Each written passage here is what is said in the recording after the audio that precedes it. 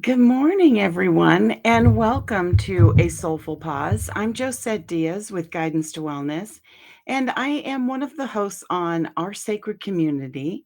I have a tribe called The Path to Self Esteem, as well as co hosting with Lisa DePamphilis in the Magical Playground. And today I wanted to bring you the topic of self value because it's something that has come up a lot for my clients, and it's something that, we all strive to continue to work on, right? To value ourselves and noticing where there are places and pockets where we are not valuing ourselves. And how do we handle that? What do we do with it? And so I thought this would be a worthwhile topic to have a conversation around. So if you have any questions and you watch a replay, please put hashtag replay and whatever question you have. I will be checking back in to look and see if there's anything that I can help you with, guide you with, or answer. And so let's get into it. So, value, when you value yourself, what does that mean? It means that you are placing boundaries in your life that keep your value in what's the word I want to use? Keep your value really grounded. Okay. So when we have a good sense of who we are and what our value is and our self-worth, then we exercise that very well. And then there are moments in our life where we don't. And I just want you to know that that's okay, because I think that sometimes we judge the lack of ability we have in moments to keep up our boundaries or to keep ourselves in a good frame of mind around our self-worth. Now, it gets better and it gets stronger and stronger, and you have less moments where those the things that provide insecurity infiltrate your boundaries around your self-worth and around your value. Yet, if you continue to practice it, it's like any muscle. Anything that you are wanting to shift in your life, the more you practice it, the stronger it gets. It's the same thing around your self-worth. Noticing where you are not applying your own value in your life will show up. It's going to let you know it's there. And we all have these instances. And there are times when we get really good at it and we think, oh, wow, okay, I'm on my way. I've been exercising my self worth. I know that I'm worthy. I know that I'm good enough. And then a circumstance will happen. And all of a sudden, you are completely triggered and back into that space of whatever age you were that first initially hit you the hardest around your value or your self worth. And whether you've healed that incident or not, most likely you have if you actually are practicing good, good self-value. Yet when you do get triggered by those moments, it doesn't mean that you've reverted back to old behavior or that you've lost all the work that you've done. It doesn't mean that you aren't healing any longer. It doesn't mean that you could only heal so far and you hit a cap, you got a ceiling on it. That doesn't exist. What it is that you have healed so much, and the circumstance or the trigger shows up to ask you to go deeper, to explore it a little further, to uncover the next thing. Because life for all of us is going to be a continual journey on the things that we want to repattern, we want to reestablish new habits for, that we want to heal, we want to forgive, we want to let go. These are all the things that drive our thriving in life.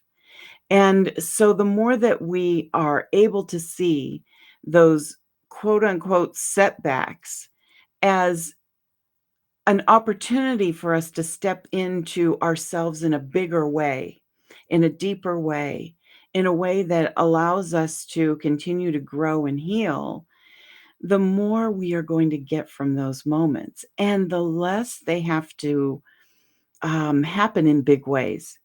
Because if you look at the different circumstances that have occurred in your life, no matter what, as you move forward, you will notice that there are times when there are small little triggers that happen, and I'm calling them triggers because they're the thing that trips you up, right? It's the thing that places you back into an old memory or an old feeling, an old pattern.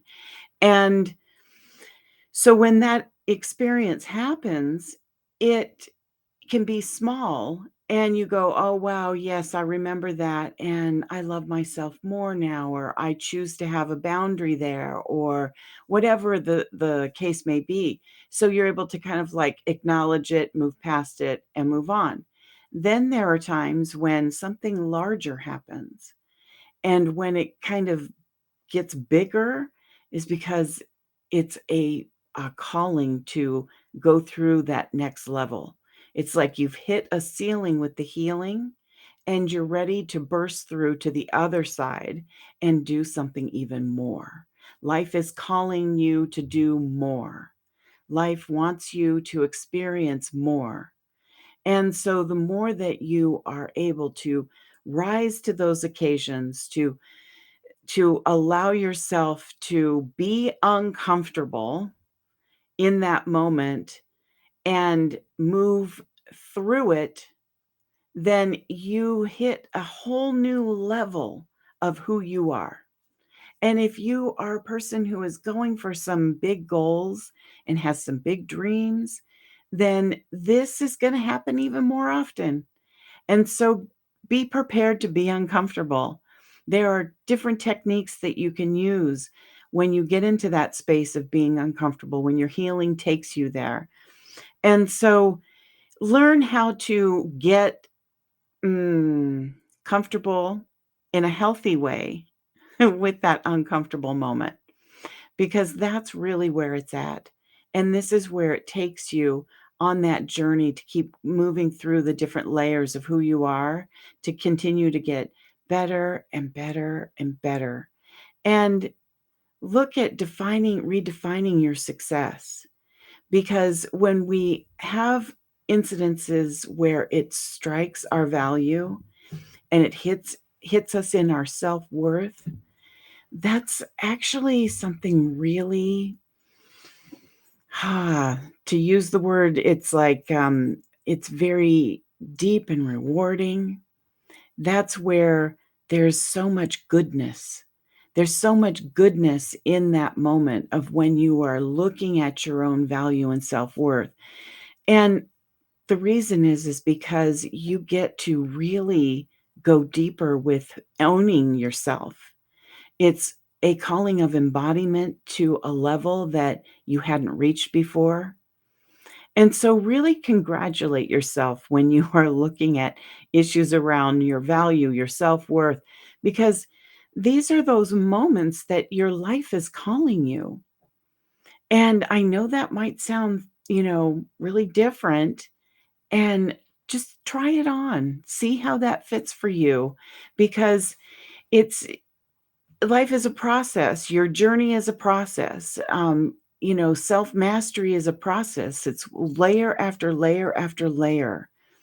And the more that you practice, the practice of reinvention or moving through the layers of yourself, the stronger and better you get at it. So the next challenge, you have a better idea of how to move through it with more ease. And there's plenty of techniques out there. I really turn to using art whenever I am being challenged, because it's a place that puts me right into my creativity and allows me to be into flow and to move with ease. And so think about the things that bring you the most peace. What brings you the most peace, and use that as a tool. And of course, if you need help, find someone, a coach, a therapist, a partner in witnessing. if you will, that can, be there to support you. And, it's okay to need support. We all need support. The best people in the world have support.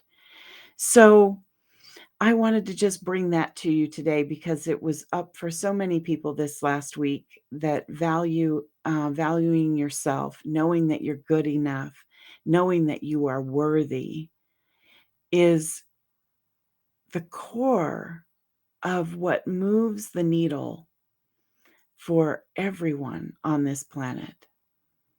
And when we really value who we are and we acknowledge, and we're not talking about an egocentrical value, we're talking about a true, pure value that connects you to others and creates community and provides all those wonderful gifts that we bring out into the world. This is where it's at. And when you have your self-worth and your value intact in you practice that.